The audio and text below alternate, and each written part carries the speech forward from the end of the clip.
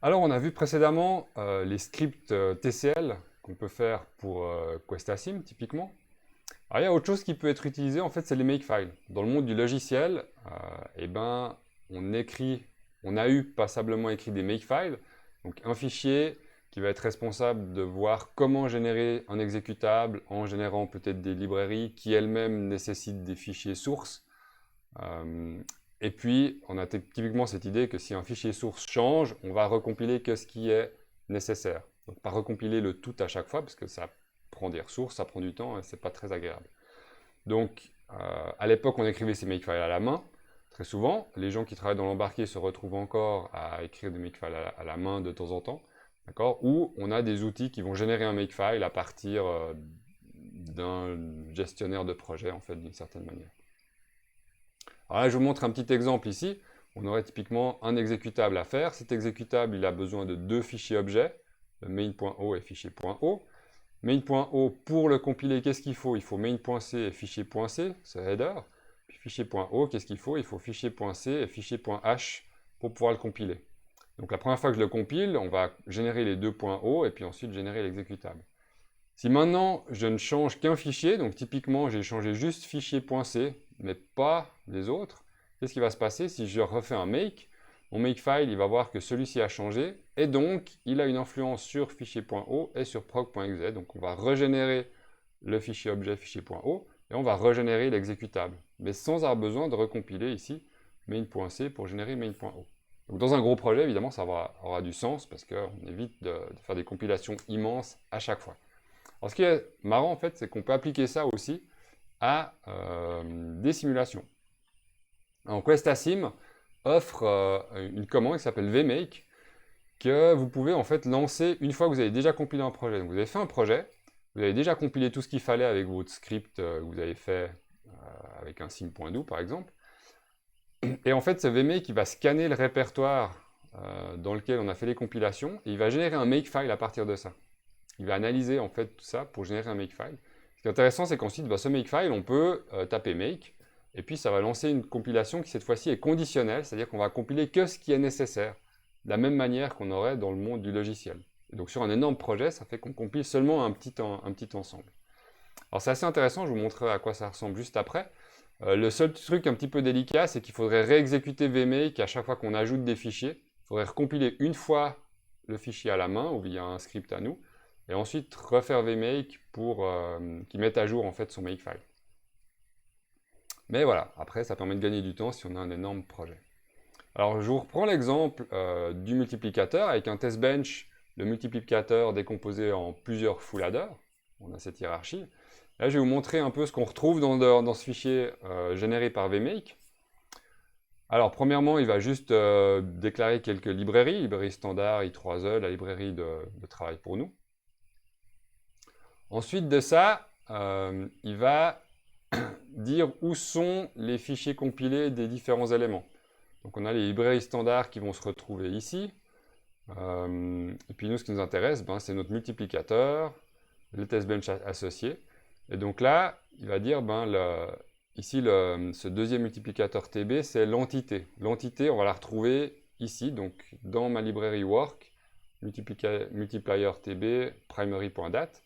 Et puis là, comp, c'est l'architecture, en fait, c'est le nom de l'architecture, parce qu'on pourrait avoir plusieurs architectures pour une même entité. Donc là, l'architecture va être compilée dans ce fichier-là. D'accord. Puis on a pareil pour le multiplicateur, pareil pour le full adder. Il définit ensuite les différentes commandes qui vont pouvoir être utilisées. Ensuite, on se retrouve un peu à la même manière d'un makefile standard. On a un makefile où on va définir pour chaque élément qu'est-ce qu'il faut pour pouvoir le compiler, et puis on aura typiquement quelque chose pour pouvoir compiler le tout. Donc là, c'est un peu cette idée. La librairie complète, qu'est-ce que c'est? Eh bien, c'est le fait de pouvoir compiler mes entités et mes architectures. Donc j'ai 6 compilations à faire, des entités et des architectures. Puis ensuite de ça, on va définir, aussi comme dans un makefile, qu'est-ce qu'il faut pour générer ce qu'il faut, là, en l'occurrence pour mon full adder, pour l'entité et l'architecture. De quoi est-ce que ça dépend? Ça dépend de mon fichier fulladder.vhd, ça dépend des librairies standards qui sont utilisées, et voici la commande à exécuter, ça sera la commande vcom qu'on a définie, en version 2002, avec fulladder.vhd.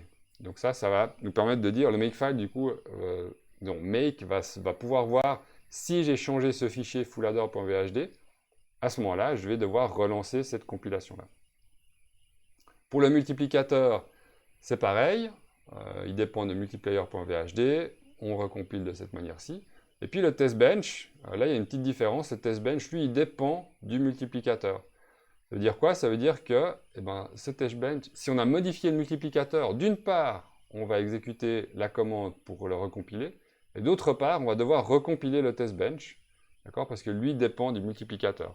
Ça dépend comment le VHDL a été écrit. On peut dépendre ou pas, en fait, en fonction de comment le code a été écrit. Et voilà. Donc ça, c'est ce que j'ai dans mon makefile. Donc on voit que c'est relativement conséquent quand même. On pourrait s'amuser à l'écrire à la main ensuite. Hein. C'est pas forcément tout évident. Il y a des institutions et des entreprises qui font ça à la main. Au CSEM, par exemple, ils ont développé un processeur ultra low power. Donc un processeur complet, on imagine la quantité de VHDL que ça a dû nécessiter. Pour ce faire, ils utilisent des makefiles, c'est-à-dire que les différents blocs ont des makefiles, et puis ensuite il y a une sorte de meta-makefile qui va pouvoir compiler le tout. Ça permet de faire que chacun gère son propre makefile, et puis tous les autres vont dépendre de ceci. Et puis donc avec ces compilations conditionnelles, on a quand même quelque chose qui sera beaucoup plus efficace, parce que on a beaucoup de fichiers dans un même projet. Voilà, donc il n'y a pas beaucoup de gens qui l'utilisent, je pense, mais voilà, on a un exemple concret d'endroit où ça a été réellement utilisé. Donc voilà, on peut les écrire à la main, ces makefiles, c'est pas forcément idéal. Comme j'ai dit, ça peut être utile pour des très gros projets, et puis ça réduit le temps de compilation, ce qui peut être plutôt pas mal. Mais voilà, en général, les gens restent quand même sur cette idée d'avoir plutôt des scripts de compilation un peu plus traditionnels.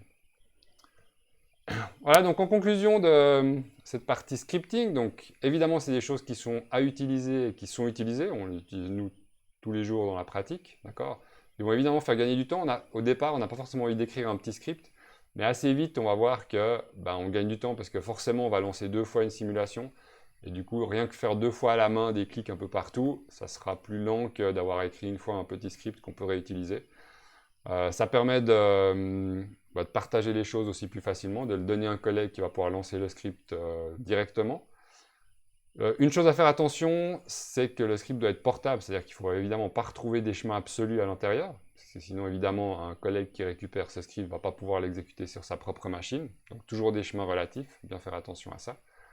Et puis ça permet de bien s'intégrer aussi dans un gestionnaire de version, vous pouvez mettre ça sous Git, les scripts peuvent être sous Git, tout le monde peut les récupérer, les exécuter, d'accord, sans avoir besoin de se poser beaucoup plus de questions. Et puis voilà, on peut les utiliser pour lancer des simulations pendant la nuit, pour récupérer des résultats de simulation le matin. Voilà, avec ça, vous avez un peu tout ce qu'il faut pour créer vos scripts et puis automatiser vos simulations. À bientôt.